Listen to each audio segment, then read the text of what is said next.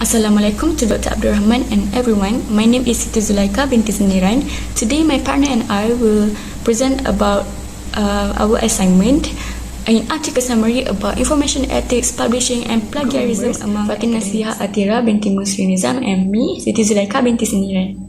Firstly, I will start with introduction first.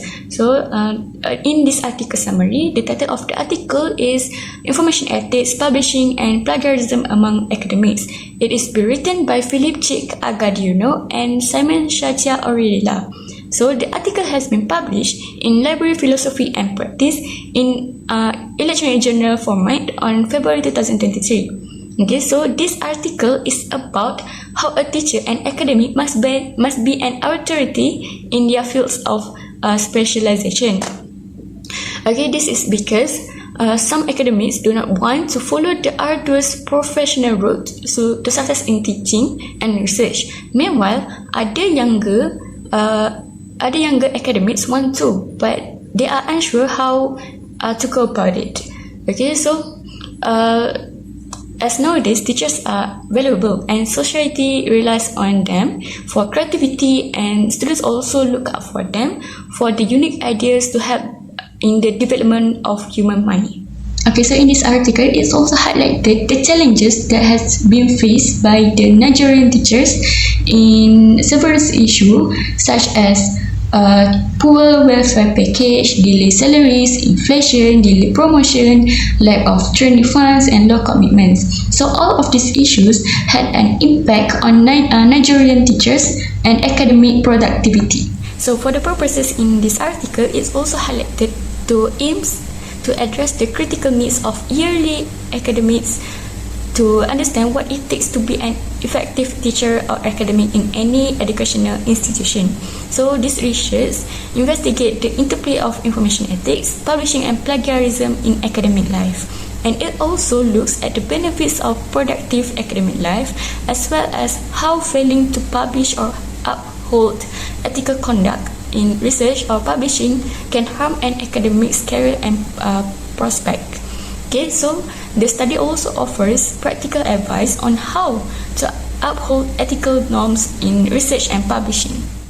Next, I will explain about the information ethics, publishing, and plagiarism among academics first. So, what is the definition of it? So, as being stated in the article, the definition of it is the ethical use and misuse of information, technology, and system in private, professional, and public decision making. So, what is plagiarism? Plagiarism is a serious academic fraud, as it involves the person act of stealing or copying another person's works and claiming it as their own works. Next is the discussion. So in the discussion part, I will explain about the 7 principles related to information ethics. So the first one is the privacy. Okay, so as being stated in the article, the senior colleges will help and assist young academics by giving them their works to avoid mistakes, introduce them to publish opportunities, and provide guidance on research, proposal writing, and self-development.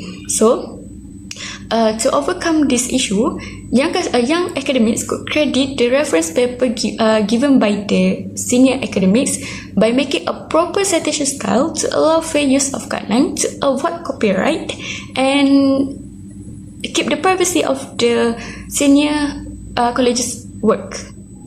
Okay, so the principle number 2 is the accuracy. So information shared should be reliable, truthful, and free from errors.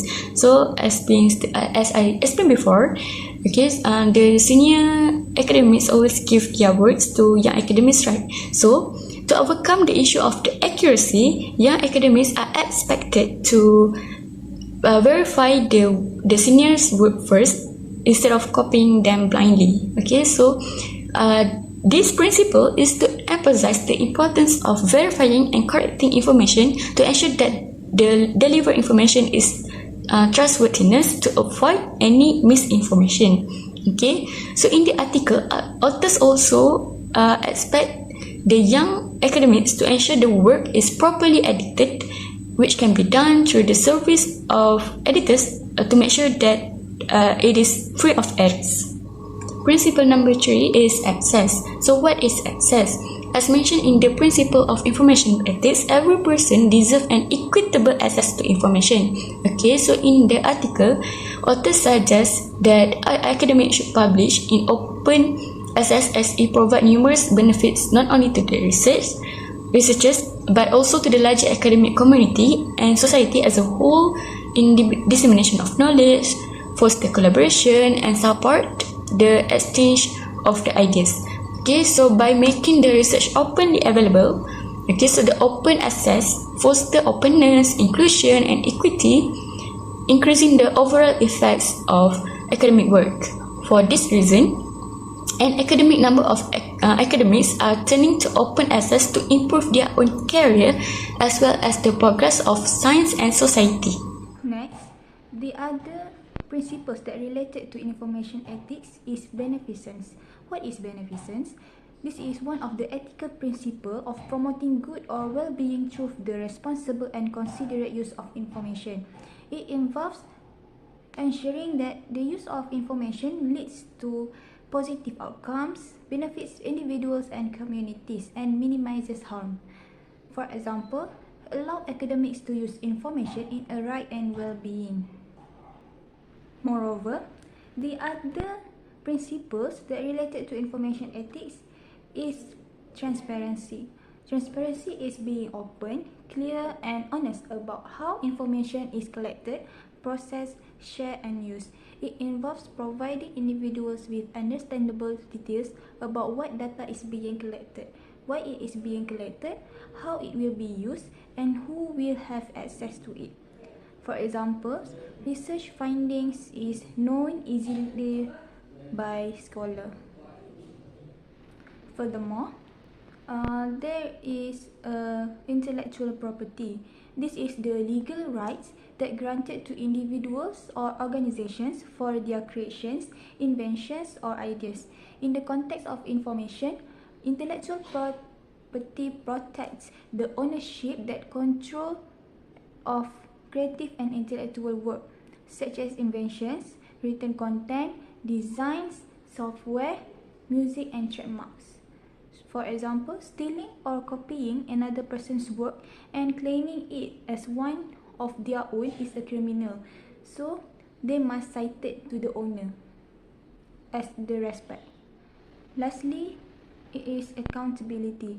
Accountability in information use refers to the responsibility of individuals or organizations to ensure that information is used ethically, accurately, and transparently.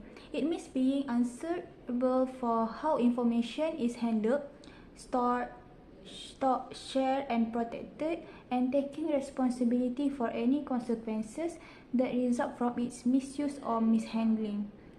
Organizations also can serve the right document to the right pupil and the right time.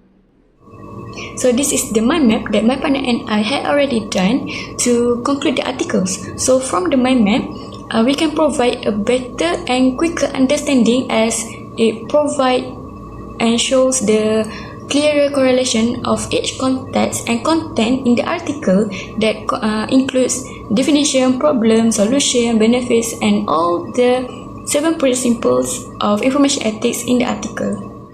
The conclusion is, the young academic must act ethically while doing their duties. To further their school's vision and goals, they must be role models for students and use sound moral judgment. To avoid being taken off guard, they must swiftly adopt the culture of study and publication of their findings.